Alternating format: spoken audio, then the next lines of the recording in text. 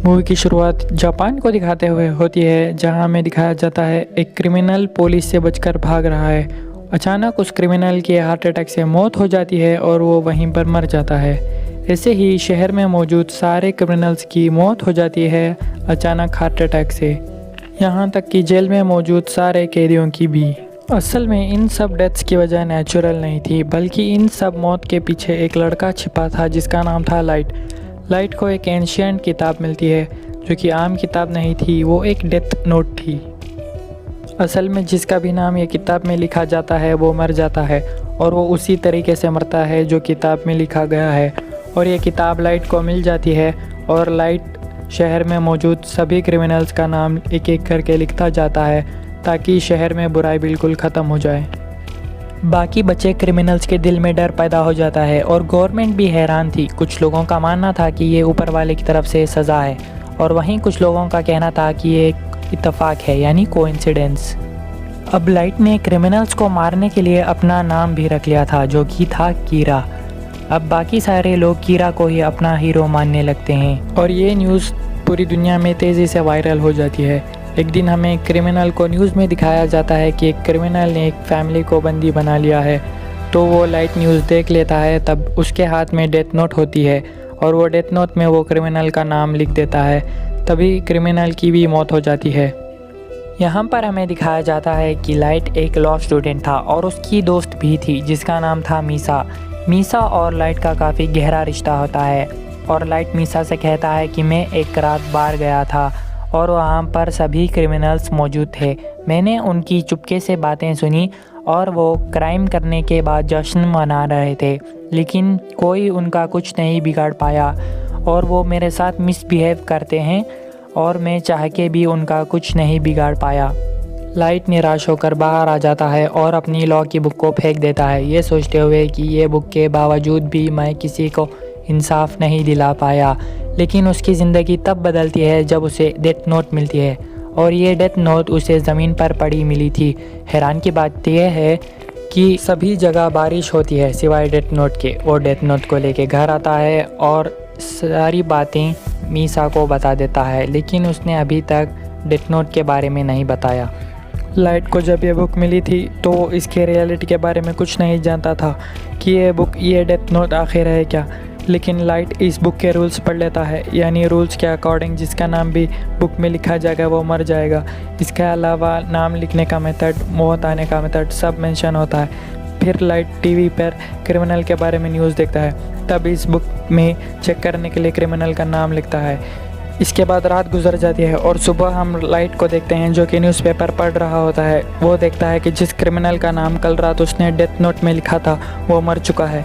ये देखकर लाइट काफ़ी शॉक हो चुका होता है, इसीलिए वो इस बुक को दोबारा चेक करना चाहता था।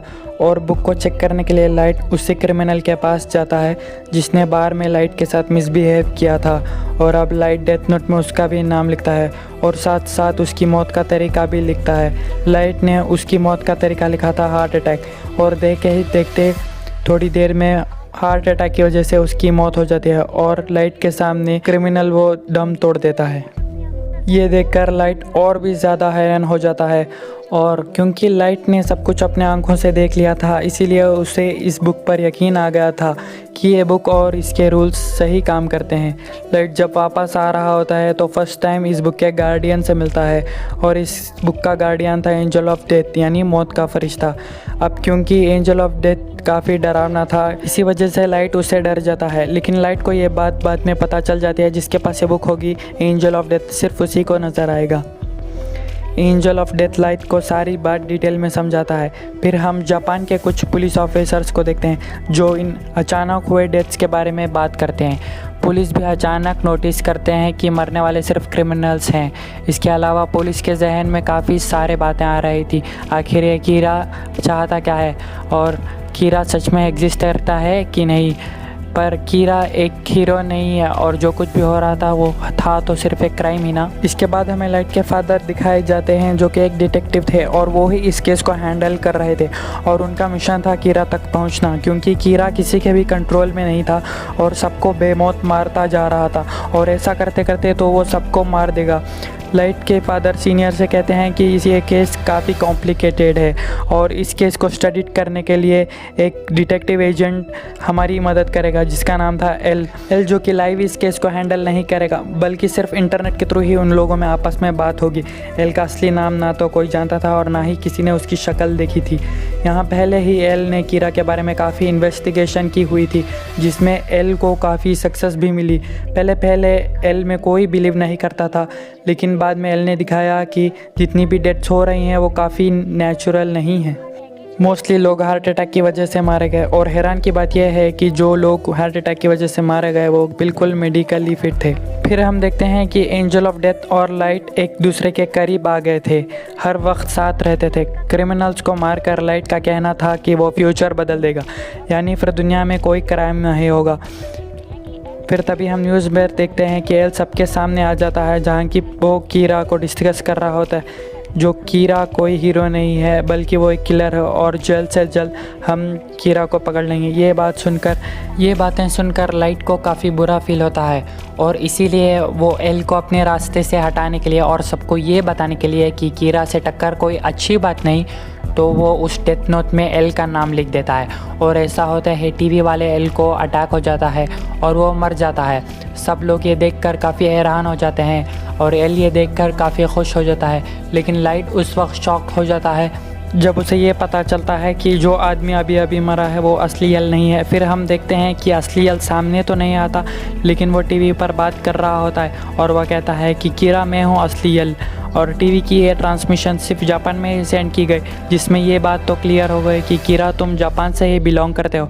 एल ये भी कहता है कि तुम सिर्फ उसी पर्सन को मार सकते हो कि जिसका नाम और शक्ल तुम जानते हो। ये देखकर लाइट को काफ़ी गुस्सा आ जाता है और वो काफ़ी वरीड भी था, क्योंकि अब तक वो ये सोचता आ रहा था कि अब वो नहीं पकड़ा जाएगा, लेकिन उसे फ़िक्र इस बात की थी कि उससे टक्कर देने वाला जो आ गया है एल, ना कि उसका नाम जानता था ना कि कभी उसका फेस देखा था। इसके बाद एल और कीरा की फ़ाइट के बारे में काफ़ी डिस्कस होती है। एल कहता है कि मैं एक जस्टिस हूँ और कीरा क्रिमिनल है और मैं कीरा को सज़ा दिलवाऊँगा। फिर हम देखते हैं कि एल इन अचानक होने वाले डेथ्स का डेटा निकाल लेता है और वो ये जान पाता है कि ये डेथ स्कूल्स और कॉलेजेस की छुट्टी के बाद होते हैं। इसका मतलब यह है कि कीरा एक कॉलेज स्टूडेंट है। फिर सबका शक लाइट पर होता है क्योंकि उसके फादर डिटेक्टिव भी थे और कीरा पर इन्वेस्टिगेशन भी कर रहे थे। अब क्योंकि वो ये बात जान चुके थे कि कीरा स्कूल्स और कॉलेजेस के ऑफ टाइम में लोगों को मारता है, इसलिए लाइट अब स्कूल टाइम में भी लोगों को मारने लगा। अब यहाँ पर एल का डाउट और ज़्यादा बढ़ जाता है क्योंकि वो स्टूडेंट है। ध्यान भटाने के लिए अब स्कूल टाइम में भी किलिंग करना शुरू कर दिए। एल को ये बात भी पता चल जाती है कि कीरा की एक्सेस डेटाबेस तक है, इसीलिए एल लाइट के फादर को बताता है कि कीरा डेटाबेस भी एक्सेस कर सकता है, या तो कीरा पुलिस ऑफिसर है या कोई अपना ही है। कुछ दिन बाद लाइट को रियलाइज़ होता है कि पुलिस उस पर नज़र रख रही है। एल ने उसके पीछे कुछ डिटेक्टिव्स को लगाया हुआ है। लाइट एल को अपने रास्ते से हटाना चाहता था। एंजल ऑफ डेथ लाइट को बताता है कि मुझे सब पता होता है, इंसान का नाम क्या है और इंसान के कितनी ज़िंदगी बाकी रह गई है। तब लाइट एंजल ऑफ डेथ को कहता है कि तुम मुझे एल का असली नाम बता दो, जिसके बदले एंजल ऑफ डेथ लाइट की आधी ज़िंदगी ही मांग लेता है और इसके लिए लाइट साफ मना कर देता है। जो एजेंट लाइट के पीछे लगा हुआ था उससे जान छुड़ाने के लिए लाइट को एक आइडिया आता है। लाइट और मीसा एक बस में जाते हैं जहां पर एजेंट भी उनके पीछे बस में आ जाता है।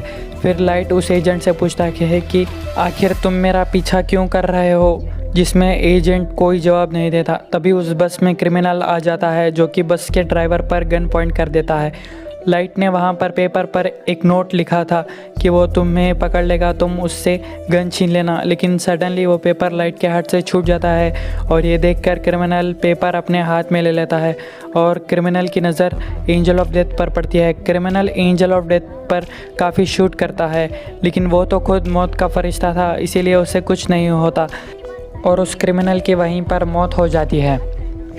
फिर हम उसी FBI एजेंट को देखते हैं जो कि अपने वाइफ के साथ होता है। अब लाइट क्योंकि काफ़ी इंटेलिजेंट था, इसलिए उसने इन एजेंट से जान छुड़वाने के लिए चाल चली थी। वो एल को तो मार नहीं सकता था, इसीलिए वो उन लोगों को मारना चाहता था जो कि एल ने हायर किया था।